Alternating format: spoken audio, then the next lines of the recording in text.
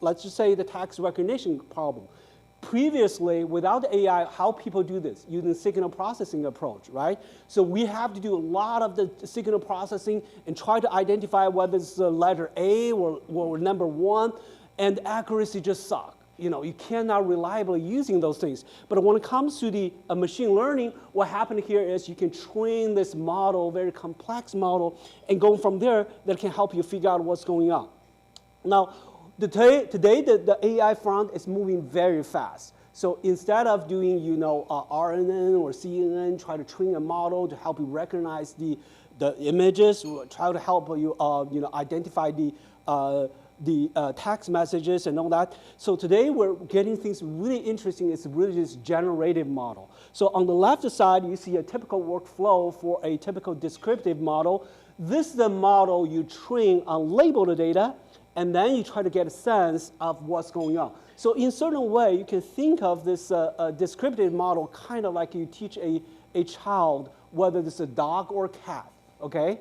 And the only thing they can do is distinguish. Of course, the model is not that sophisticated. If the dog looked a little bit differently, the model wouldn't be able to tell, okay? So that's a slightly different story, but what we see right now getting things really exciting is this generative model is where you train a bunch of horses and the model gonna figure out a way to create images just like horses. It's something never existing before.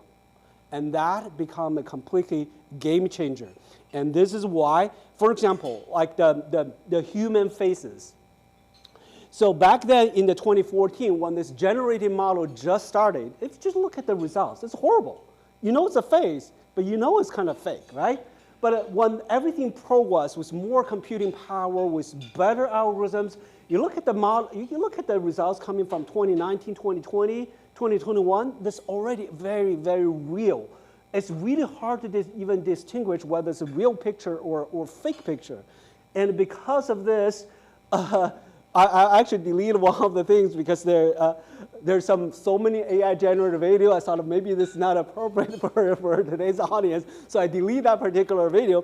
But you probably heard online, there's so many AI generated video, right? You have somebody put your celebrity's face on there and do all sorts of crazy things. So that really making things difficult in today's world. Just looking at it, what is real? What is AI generated?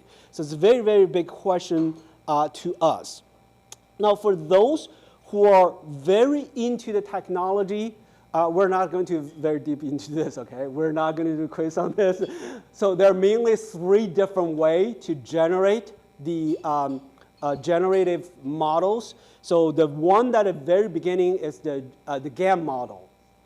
General Adversary Network. The whole idea, the idea of GAN is kind of like this. At the very beginning, you want to train a model. You want to train a model, but then there are some of the things you don't know whether it's good or bad. It's kind of in the gray area. So you kind of like train something else to generate something, make your discriminator really difficult to tell whether it's good or bad. So the original idea of GAN is actually helping your AI model to be more accurate by generating some of the noises, But then people actually looking this whole thing and look and say, you know what, maybe we can actually using this to generate a message, to generate the information or image or sound or text that's never seen before, right? So this is the very first technology. People see a lot of success. But then my personal experience with GAN is really difficult to train. It's crashed very easily. You can probably train for a few days, and eventually it didn't deliver.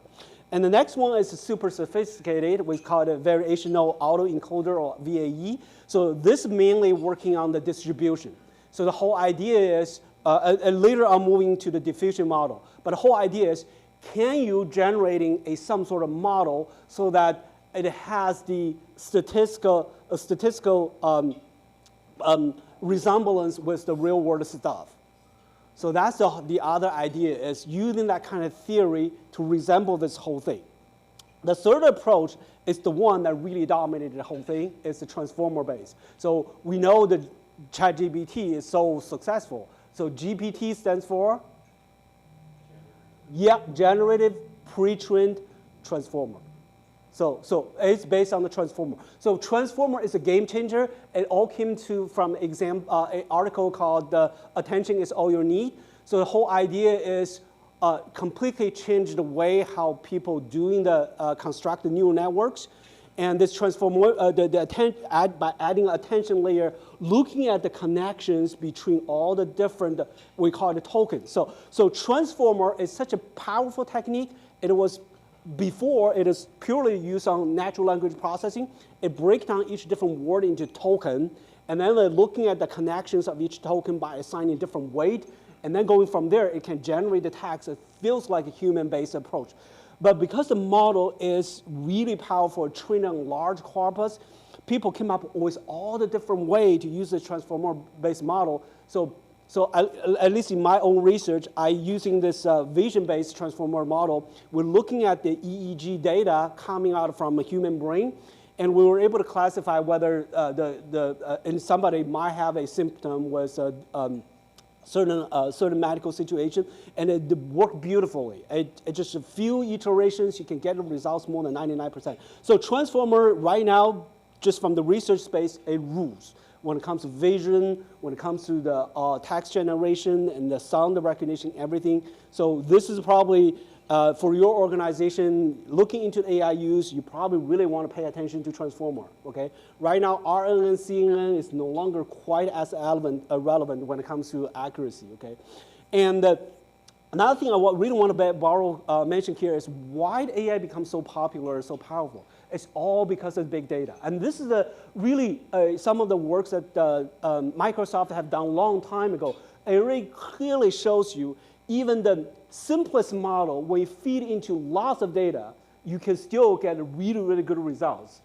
So if you look at the picture over here, what really you can see is all three models are fairly simple models. None of them can compare even closely to your transformer model at this point. But when you training data from a couple 100,000 to all the way to 100 million, close to 1,000 million, your performance rise up very, very quickly. So the power of big data is part of the reason why we see today's success. Another thing I want to mention here is people just kind of contemplating in terms of how many parameters it's going to need to train today's GPT version 3 and version 4. So we know for sure the ChatGPT version 3 has about 175 billion parameters. The cost for training that model is $4.6 million to train that model. And if you try the version 3 or 3.5, you know they're not that great. So right now, everybody's excited about version 4 and the version 5. So 4, they didn't really release exactly how many parameters are there, but there are a lot of people say there are probably close to the human level of sophistication, close to 100 trillion. But I don't think that's even possible in today's computing power. I think that's really a mistake in some of the blog talking about there are 100 trillion. I think it may be 1 to 10 trillion at the most in terms of how many parameters ChatGPT 4 has. But then you look at the cost. This is how much you're going to train this ChatGPT. This is why they're going to charge you for using their model, because this is super, super expensive, right? But the cost would eventually drive down because you have a better hardware, a better way to do things. So this is kind of give you an idea of how the AI is working, the ChatGPT, the large language model. And then let's look at the problems that make the security people really scared. How much can we trust the AI, right? So from very early on, we already know AI is not very reliable. And this is some of the early work, like 7, 8 years old already. The whole idea is in the image recognition, so you have a panda over there. And then if the researcher try to add some noises, carefully crafted noises, very little, when you add the first two together, you're generating this new panda over here. Well, but just visually, can you tell the difference? No. They look panda to you, right? You couldn't even tell the difference. But if you feed this modified image to the model you just built, you got something, they will classify this as a monkey. It's no longer a panda anymore. So this is basically tells you how unreliable the thing is. And when it comes to transportation, this thing can be scary because you could have a stop sign over there. But adding those noises, you change the stop sign being recognized by the machine learning model as a yield sign. That could be really dangerous, right? That could causing a significant problem. And there's some other related study.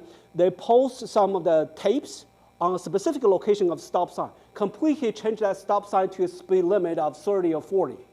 That's even worse, right? So there are some problems with this whole thing, and there are a lot of crazy attack on the machine learning models. So this is one of the models attacking on the GoogleNet, and the MNIST is the hands-on, it's a handwriting recognition database. So people are able to apply attacks and making the accuracy drop down from 98% down to 18% and down to even 1%. So this is really scary. So if you somehow we lose control, if we trust AI blindly without looking at what's going on, that's really, really bad, okay? So on a related study, I didn't put the pictures in there. So even in today's AI models, it could still happen if you break your picture into, for example, 16 pieces. If you switch two of the pieces around, and feed into the AI model, they will probably still recognize this as you didn't do anything, which means you could put a dog hat from the front of the picture to the back of the picture, still make it a square, and feed into AI model. That AI model is still going to tell you it's a dog. So there are some weakness in today's AI model. We just simply cannot trust it blindly, right? So when it comes to different attacks, what are different ways people are attacking your AI model? One is called data poisoning. The data poisoning attack occurs at the training phase. So for all the machine learning to be successful, the way how that works is you're going to train a large train a lot of model, so train a lot of data, so the model kind of know what is what, right? So the data poisoning simply say, if I have access to your training data, I give you bad data, okay? For example, I can, label myself as for example, as a female, put it into the machine. And if you have lots of those, and then when they see someone like me, they will probably label as a female, right? So this is kind of the idea of data poisoning. It's just you temper your whatever input. Remember, garbage in, garbage out. So if you have access to those, that's clearly going to have something called data poisoning. And in our research space, we tried a lot of data poisoning attack and work like a charm, because with the way how you train your model. In reality, though, is you don't have access to the your input data. So another way to attack your machine model is called evasion model. Is where you modify the one you're going to be tested. You change that one so that you're not changing the model. You're still the same model, but you change the data that the model tries to distinguish, and the model, if it's not able to pick it up, that's called an evasion attack. And this is more, in literature, this is more often, and we're able to successfully recreate some of the work very easily in all the different research space. So some of the work we have done, though, is I just want to give you a little bit of hope. Is there are actually a lot of work doing on this particular regards. But one of the related work I have been doing is this is the work like 6, 7 years ago. Is when the CNN, the convolutional neural network, is really popular. So we look at the network flow data. Some of you are networking folks. You kind of know what net flow data is. So it's a per flow data. It doesn't have the privacy concern. So we're breaking those data into creating, using the matrices on the left side. We're kind of encoding this whole thing as an image. And then we know which one is attacked, which one is not attacked. So the way how we do this is we treat this as an image recognition problem by encoding network traffic to image, and we'll feed into the state-of-the-art machine learning algorithm and see whether it can pick up anything. It turns out it was really, really good results, at least better than many of the algorithms people had back then. So feeding into that ResNet 18, which is the state-of-the-art at the time, we're able to achieve 95% of the accuracy. And then if you're looking at the traffic pattern between malicious and normal, you actually can clearly see there's something different. I know this is kind of odd because even though you're different, you couldn't really tell what's going on. So this is one of the problems with AI is what? Explainability. So your deep learning models are kind of a black box. It gave you the results, but they never tell you why that the results is getting there. And this for this reason, some of you are interested in decision making. There are a couple of algorithms you can use for decision making, such as a decision tree, but the deep neural network, large language model at current stage is not super great at helping you making the decision because it never tells you how that decision was made. Okay, so this is a kind of the scary part of the trustworthy of AI, and another thing that I think people have been thinking about is, wow, ChatGPT right now is so popular. Large language model, it feels like it's going to rule the whole world, right? How does it really, going to happen? Can we reliably using those large language models? So looking at this, we're just going to unfortunately have to tell you people do use this technology in a wrong way. So when ChatGPT just released, people came up with something very easily called HackGPT, and even more sophisticated. So they turned this power of generating more AI power, instead of using it for helping human beings, they came up with more sophisticated attack. So certainly one of the things that you can think about is going to be what? Deep fake. You can use AI model generating the email messages that look like authentic. And your spam filter is no longer relevant because whatever the things is going to be labeled as, say, spam, I can using the ChatGPT to make it more like a human. You can give the instruction to make it look like normal, right? So there are a lot of things going on with this HackGPT, how people not using the technology wisely.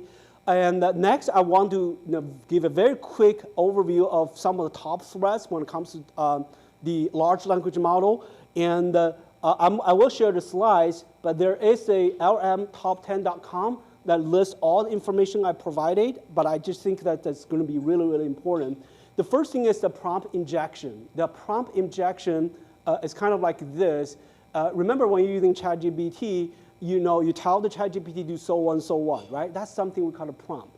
Now, what happens here is there are times you can embedding those prompt information in the document. So when you upload document, the document inside might contain some of the ChatGPT prompt information. For example, you try to hire someone with certain knowledge to do your work.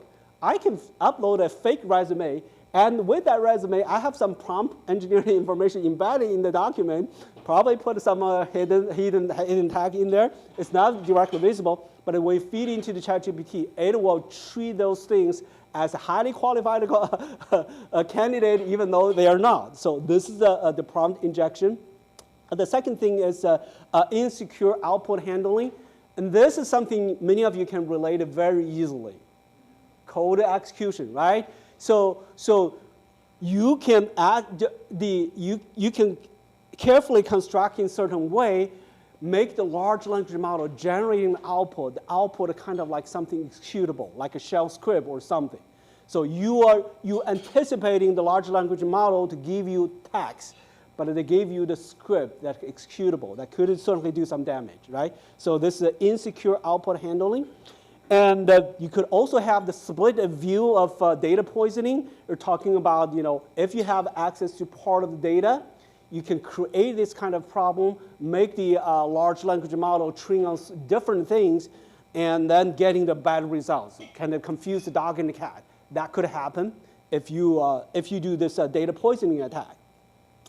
And then you can also have the model denial of service attack. This is really, really simple, because if you're thinking about the large language model, you're thinking about why people want to pay for ChatGPT. Because if you don't pay it, there's no guarantee you can get results quickly enough, right? So by paying that $20 per month, you can get the services in a reasonable amount of time. You can get the response back.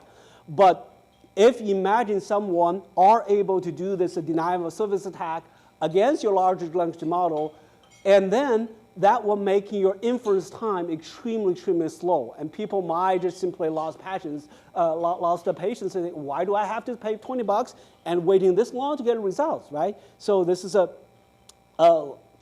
certain things you can do. And another one could be completely related to the software supply chain. So this picture kind of shows you how bad it is with the way how all open source software, we always build on the success of the previously, but we also build the vulnerability on top of the things before. So most of open source, you have this layered approach. You might have something like this in real life that could cause you trouble somewhere down the road. And the large language model have the same problem. And one of the things that actually really happened is last year. And the very first group of ChatGPT subscribers, because the vulnerability in the open source software itself, their credit card information and all that are leaked because you use the software to build your model, but your software is not secure, right? And of course, one thing that I think everybody understands very well is the sensitive information get lost. And this is the time that when people don't have a lot of understanding of ChatGPT, how everything works. So engineers from Samsung, they try to debug some of the code, and certainly ChatGPT is there. Maybe we should just try. Maybe ChatGPT can do debugging faster. Yeah, it turns out they did do faster, but they also get access to your code. So Samsung actually lost a lot by simply, share their data. They're still in production source code on ChatGPT, hoping it can make it more productive without realizing what's going on. And there are certainly some additional things that can go on, but it requires more sophistication design. For example, insecure plugin design. And this is where carefully crafted, and it can get rid of your GitHub repo, or making your GitHub repo changing from private to public. But I don't think those are that relevant to many of you, but just let you know it can happen, with that kind of plugin attack. There's also an additional thing could happen is where you might just want information, but you can attack the ChatGPT it was encoded attack, making the ChatGPT or large language model to behave more than just what they needed. For example, in this particular case, you just need information to say, hey, give me an airline ticket information from A to B. Now, instead of giving you the itinerary information, it actually helps you book the entire flight. So this could potentially causing trouble, right? Things you don't really want to be. So this could also happen as a problem. Another one certainly is very obvious is our over-reliance on the AI, and without realizing AI can really have the tendency to hallucinate. They make up facts very, very easily. And this, at least I was really sensitive to this. I asked ChatGPT, I asked Google Gemini, and I think what is the Microsoft product name? But I asked Copilot. Yeah, I tried all three of them. Asked them, hey, give me most recent work on ABC. Give me the citation. Give me the link. Now, certainly ChatGPT to say, you know what? I'm not going to give you the link, but here those are articles, and everybody doing this. So they only give me 3 references, and I check on 3 of them. ChatGPT, all 3 of them are fake. Names are fake, articles are fake, no link. And the Gemini was good in certain way. At least it gave me 1 real article. So I click on link, okay, that's a real article. But you can see a lot of things are making up. So if you have a journalist rely on ChatGPT to generate an article, you're not going to hear any truth at all, right? Ask you as an audience, how do you distinguish whether it's fake news or real news? You don't know, right? So same thing for my students. Sometimes when you look at it, say, this cannot be true. Yes, they use a ChatGPT to finish their homework without realizing not all the answers are accurate. And the very last one is probably only for AI companies. Their models, how many millions they spend on it, could get leaked very easily. So this is from Facebook or Meta. So their model actually got released the first read.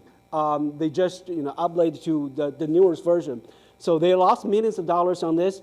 But I'm actually glad they took a slightly different approach. Right now they actually make that model completely open source.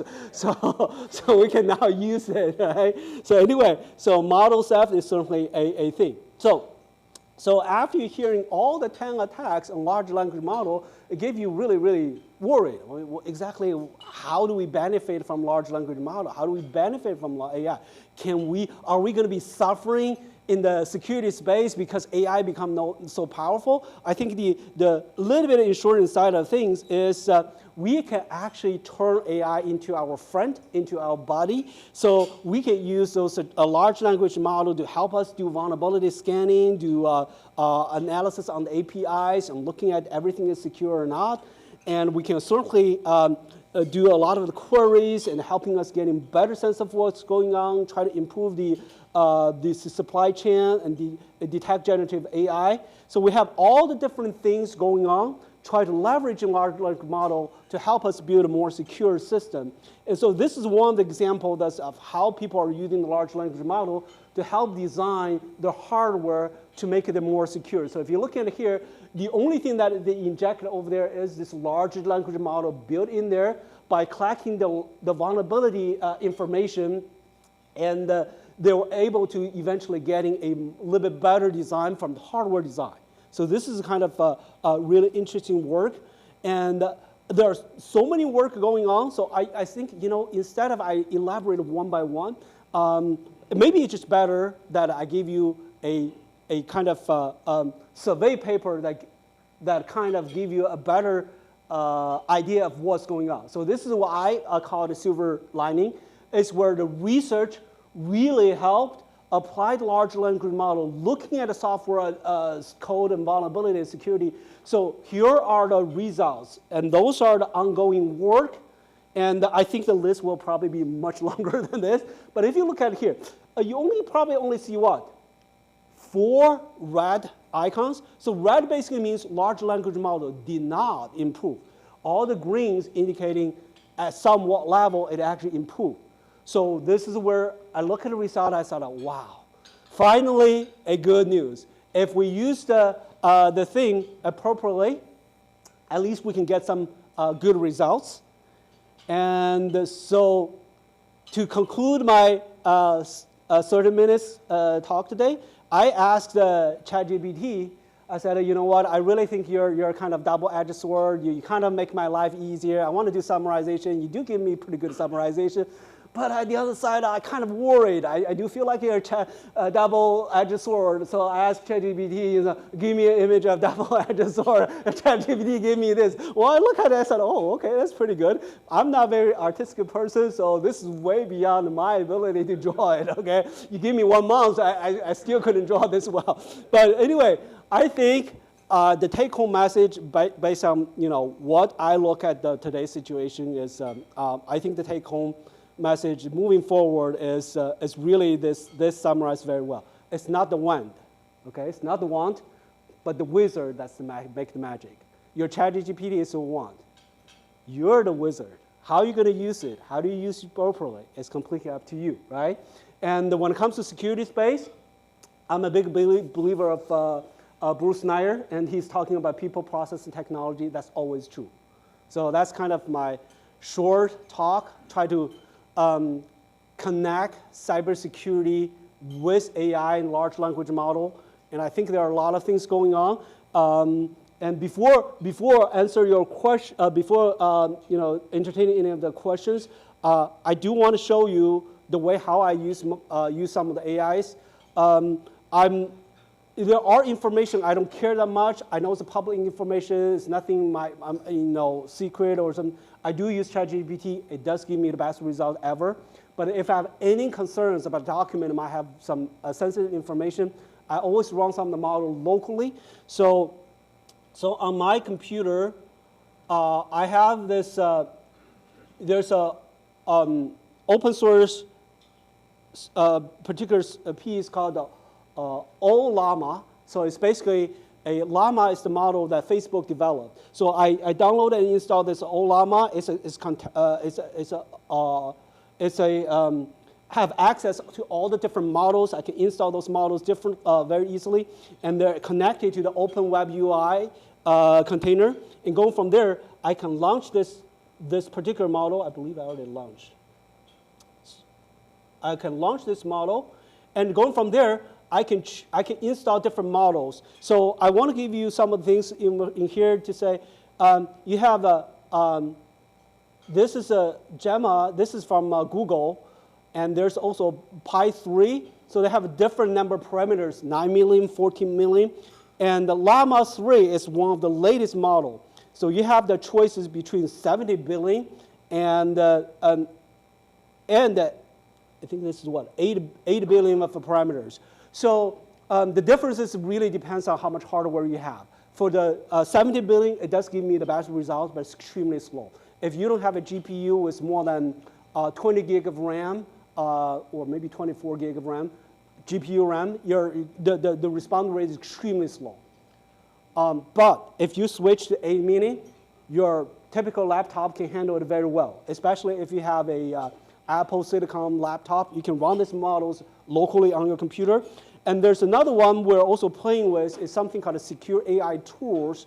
And this one can really scan all your own document.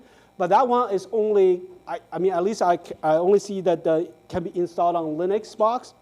So we did have one installed on behind our CID firewall, you know the CID firewall. So we have one, I'm doing a little bit experimenting. It's kind of like ChatGPT, it's open source, but you have the control. The information is not going to leak at all. But yeah, I mean, this is super interesting.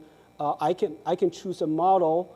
Let's just say I can choose Llama 3, and I can new chat.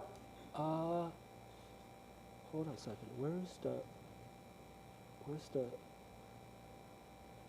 Oh, what? Hold on. I must mess up something. Okay, so I can create a modifier. I can customize whatever my workspace, and I can add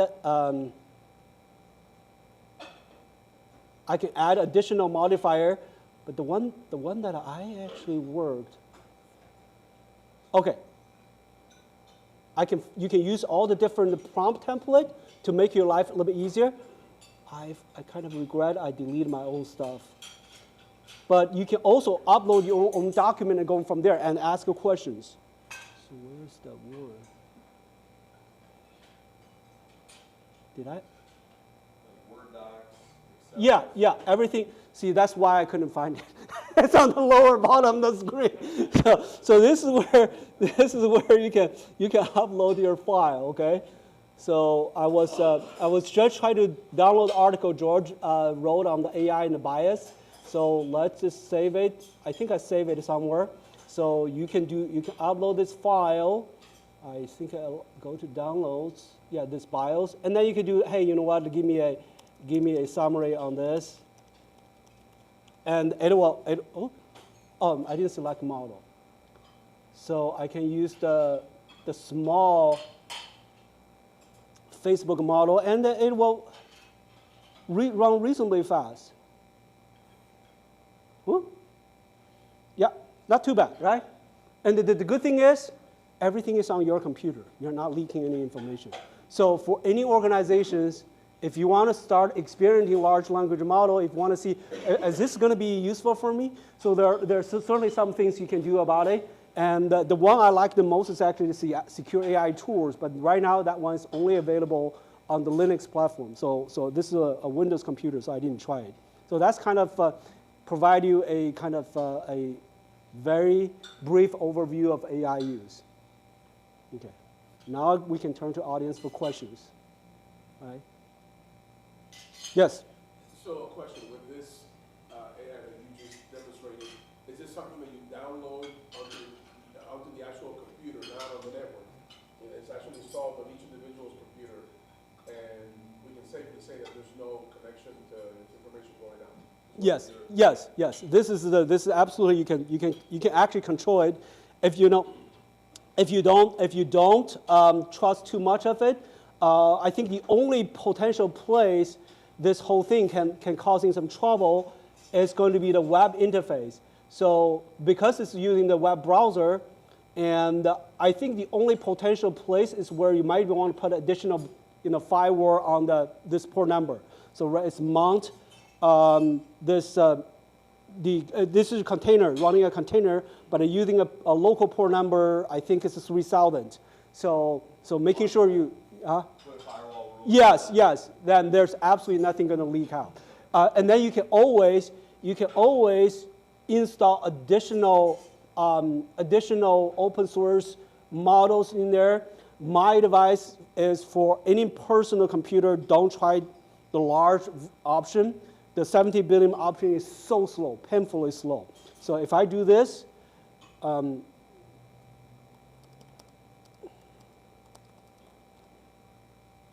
if I ever find, it just probably 1 second or 1 word at the most, extremely slow, because my network card, my GPU card only have 16, I think it's 16 gig of RAM. So there's a lot of swap space going on. And yeah, you probably need a 40 gig of a GPU RAM to make it go really fast. The results is not super different, but yes. So the languages are installed locally on the machine, but you need the web interface to get the User, yes, exactly. So to answer your question, you don't have to use the web UI. So the web UI is just only making things easier. The particular thing I'm playing with is called Ollama. So can any of these run off the internet then? No. Yes. Once you install it, it's basically this guy. So this guy, you can download, you can play it. It's actually a terminal-based thing. The problem with this thing is most people are not big fan of using just a terminal, right? And then when you try to share a file, you actually have to share it using the local link, and ask this model to go access. So the web UI is a container-based tool providing this user interface to make you access this model a little bit easier. You're welcome. Yes. Why does AI work better off of GPUs than CPUs? Okay, very good question. Is Well, there a security it's not the, between the two? it's completely the computing power difference. It's not the security reason. So thinking about your, let's just say thinking about your CPU as a powerful giant. It can do many capable things, but unfortunately you only have 1 or 2. Well, in today's CPU, you probably have 16 cores at most for a lot of home. So you only have 16 of those army. So, but your task is picking up that paper from that table to here. Very small task. It doesn't matter how powerful you are. You can lift, 1,000 pounds. It doesn't matter. Your task is only at one time, one piece of paper. It's going to be slow. The GPU on the other side are thousands, hundreds, thousands of small, big enough to carry one paper around, and they can do a lot of operations. So GPU, if you use them wisely, you can make them runs 100 times faster on the training and inference of those machine learning models. So what will be the difference between NPUs, because Microsoft just introduced Okay.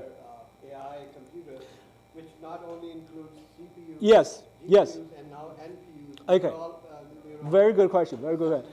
I just remind me of one of the talk. So we have the hardware design folks just talking about how the naming convention work. So if you're looking at A to Z, APU, PPU, CPU, all the way from A to Z, only 2 or 3 letters not being used. Everything else is already used.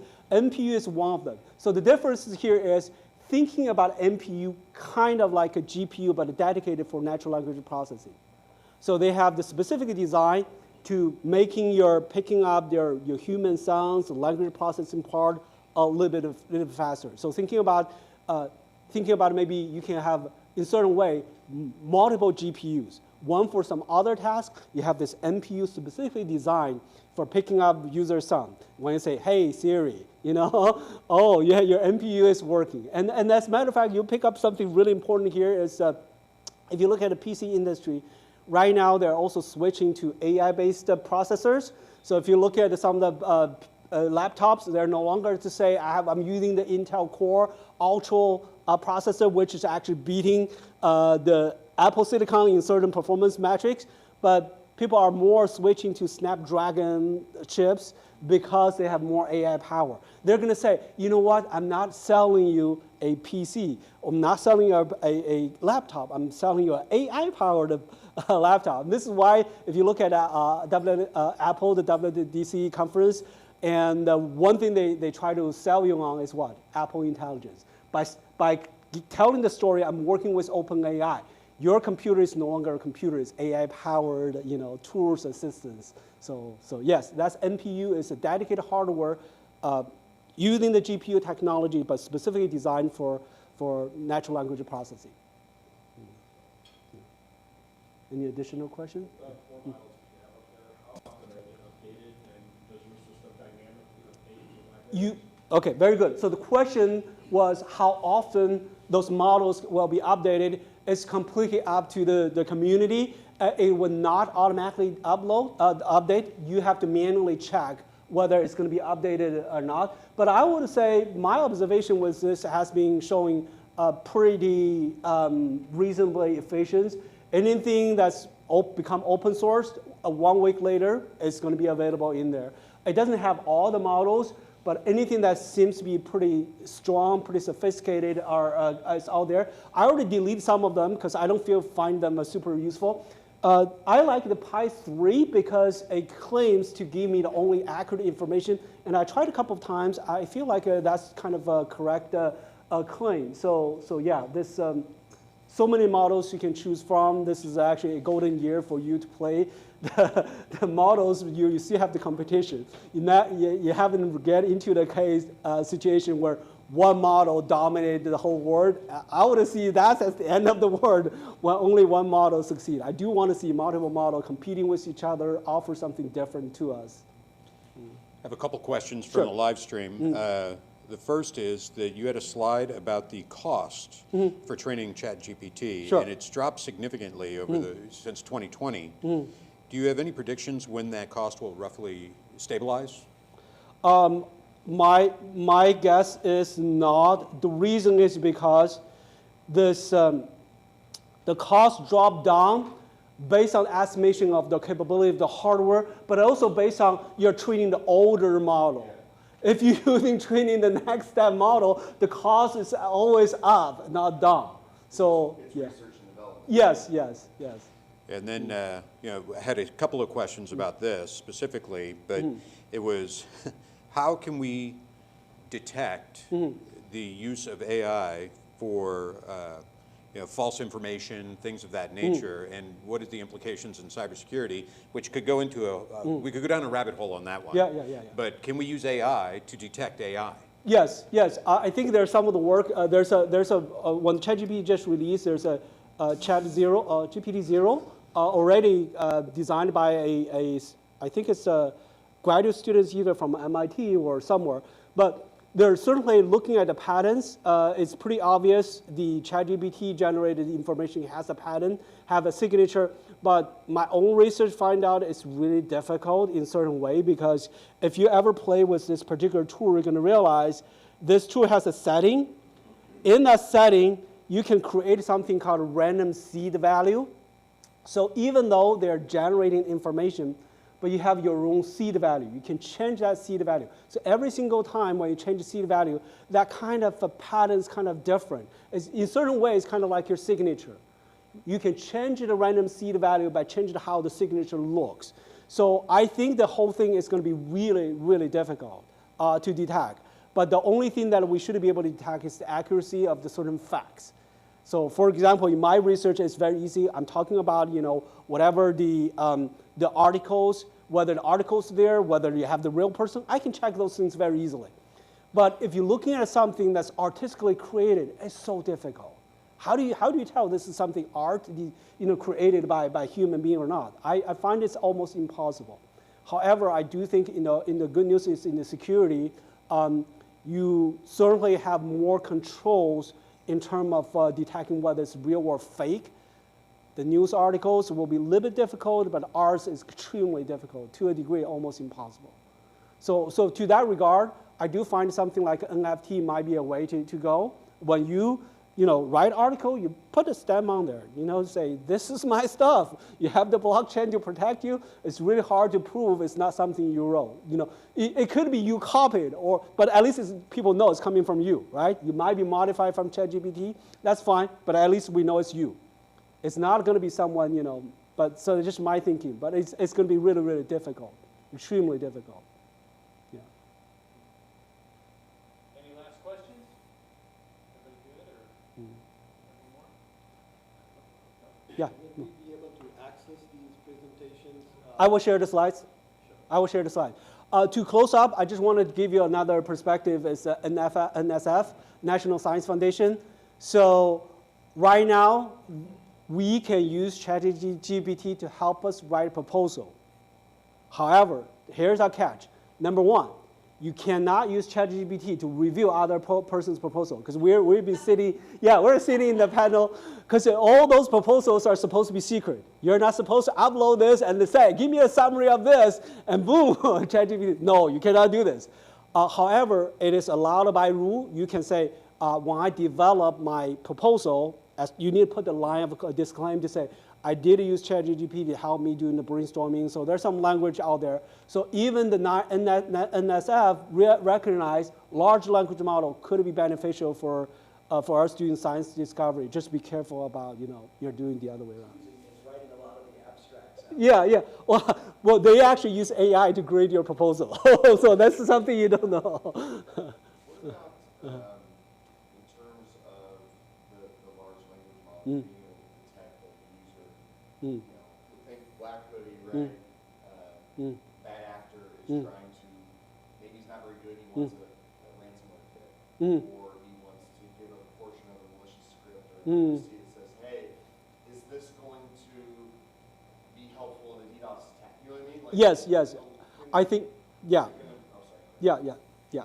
Go finish your question. So I guess, are there certain controls put in place in these large language models that will detect and just straight refuse some requests? Okay.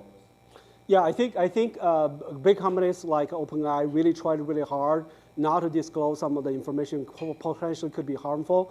But the thing is, with prompt engineering, people actually tell the large language model to say, here, I'm training my cyber cop, okay? I'm training my police officer to understand how this particular attack worked. Or you can say, I'm training a red team. I want to get to know the penetration test on certain thing. Can you please give me go? So there are certain times the large language model just completely confused, and then they will give you information. And they will also attack by using some of the specific appendix, and then feed into as a part of prompt, cheat the large language model to give that the information that they're not supposed to do. I think it's, the good news is I think all the companies are really paying attention to this. They're doing their best to control, making sure that there's no harmful information get leaked. But I believe there's always a software vulnerability somewhere, so this thing could still happen. But the good news is everybody's aware, so hopefully those trends are going to down. Yeah. Plus there are amoral versions out there. Yes. Yeah. Yeah. Help you generate malicious code. Yeah. I just want our models to be left alone. I would say from the CISO's perspective, this is just another tool that users can get in their hands. Yes. To increase your risk. Right. Yeah. So, have there been copyright issues popping up because of this? There are a lot of discussions. So far, I don't think any of the law regulations are picking up that one front at all. Something that's going Yeah, I think maybe Georgia will be the expert on this because he wrote something about ethical AI use. So I do think a copyright will be potentially very, very big trouble moving forward. Yeah. I was just, like, I've used ChatGPT a couple times, GPT works.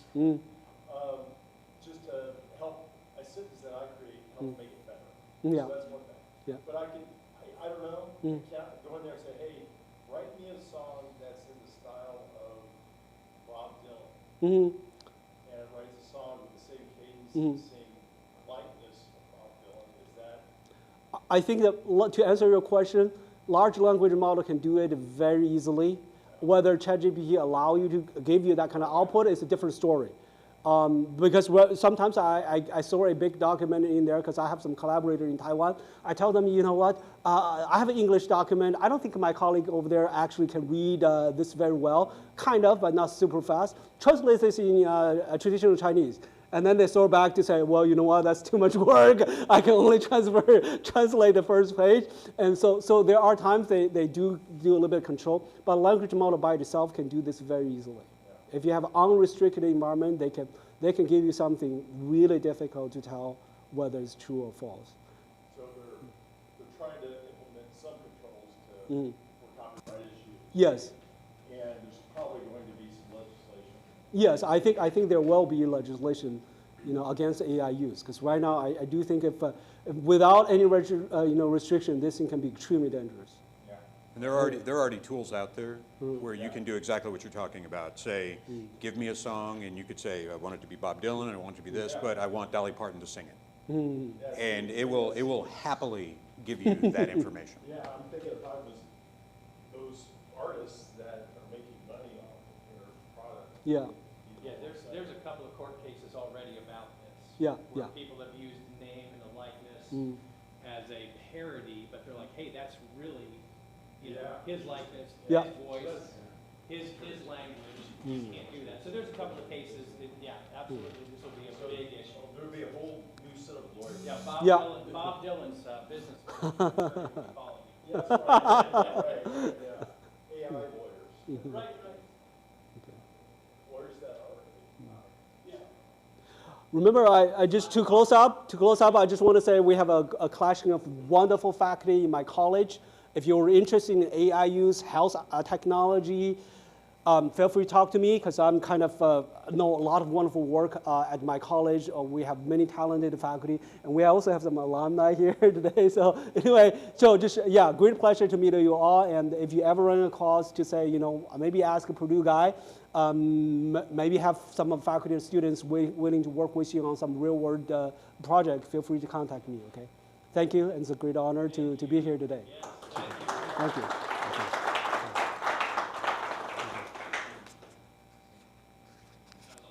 Thank you. Yes. You can forward me. Oh, yeah. My email is actually really easy. Just BYNG. Yeah. So it's just BYNG. So that's it. So very easy to